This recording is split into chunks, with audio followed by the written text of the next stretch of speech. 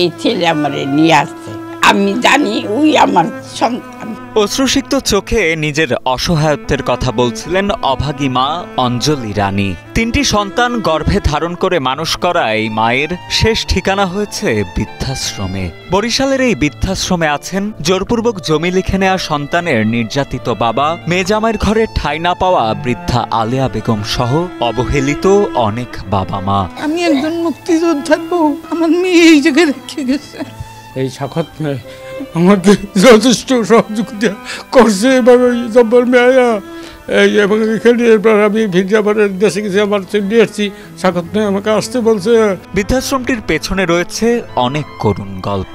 নিজের বাবা মায়ের প্রতি ভাইদের অনীহা দেখে বয়স্ক মানুষদের সুখের ঠিকানা খুঁজতে শুরু করেন বরিশালের সাখাওয়াত হোসেন। সুখের ঠিকানা খুঁজতে গিয়ে দিনে দিনে আমার এখানে অনেক বৃদ্ধরা বেড়ে যাচ্ছে। এখনও অনেক বৃদ্ধদের হাতে পায়ে ধরে আমাদেরকে রাখার জন্য অনুরোধ করে, কিন্তু তাদেরকে না রেখে পারতেছি না। তাদের কান্না মনে হয় যেন আমার মা আমাকে অনুরোধ করে। 2020 সালে বরিশালের বাকেরগঞ্জে একটি ভবন ভাড়া নিয়ে বৃদ্ধাশ্রমটির কার্যক্রম শুরু করেন তিনি। যাত্রাটা মাত্র 15 জন অসহায় বৃদ্ধ বৃদ্ধাকে নিয়ে শুরু হলেও বর্তমানে নগরীর কাউনিয়া হাউজিং এলাকায় 9টি দ্বিতল ভবন ভাড়া নিয়ে চলছে সাখাওয়াতের বৃদ্ধাশ্রমের কার্যক্রম। বর্তমানে সাখাওয়াতের এই বৃদ্ধাশ্রমে রয়েছে 70 জন পুরুষ ও 25 জন নারী।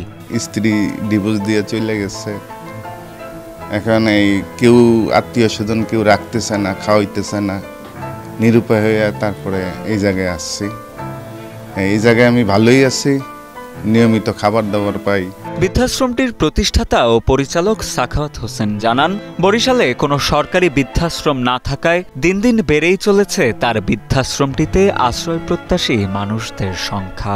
অনুদান নির্ভরে বৃদ্ধাশ্রমটির পেছনে প্রতি মাসে খরচ হয় অন্তত 7 লাখ টাকা। মাসিক খরচের তুলনায় অনুদান কম আসায় বিপাকে পড়েছেন প্রতিষ্ঠাতা সাখাওয়াত। রয়েছে পর্যাপ্ত পরিমাণ জায়গার অভাবও। এমতাবস্থায় বৃদ্ধাশ্রমটিকে এগিয়ে নিতে সরকারি সহযোগিতা কামনা করেন জনদরদি সাখাওয়াত হোসেন। বৃদ্ধ মায়েদের বাবাদের আশ্রয় দিতে গিয়ে আমি নিজেই এখন অসহায় হয়ে গেছি, তাদের খাদ্য যোগান দিতে পারতেছি না। খুবই কষ্ট হচ্ছে আমাদের এই বৃদ্ধ মায়েদের বাবাদের খাবার যোগান দিতে। আমার বর্তমানে দৈনিক 35 কেজি চাল লাগে, আর 3 বেলায় অন্তত 10 কেজি করে 30 কেজি সবজি দরকার হয়। বৃদ্ধাশ্রমটিতে বৃদ্ধদের দেখভালকারী ও কর্মরত কর্মীরা জানান, বয়সের ভারে অনেকেই সারাদিন থাকেন শুয়ে বসে। তাদের মধ্যে অনেকের হাঁটা চলায় সমস্যা, আবার অনেকের আছে ছোট বড় শারীরিক জটিলতা। বৃদ্ধাশ্রমটিতে রয়েছে মোট 23 জন কর্মী। বৃদ্ধদের চলাফেরা, ঔষধ খাওয়ানো, খাওয়া দাওয়া সহ 24 ঘন্টায় পালাক্রমে তাদের সব ধরনের কাজে সাহায্য করেন কর্মীরা। এখন অনুদানের অবস্থা আগের মতো কিছুই নেই। এখন অনুদানের সংকট দেখা দিয়েছে, যার কারণে এখন আমরা ঠিকভাবে খাবার এবং ওষুধের ব্যালেন্সটা করতে পারছি না। বৃদ্ধাশ্রমটিতে থাকা বয়োবৃদ্ধরা জানান তাদের অসহায়ত্বের কথা।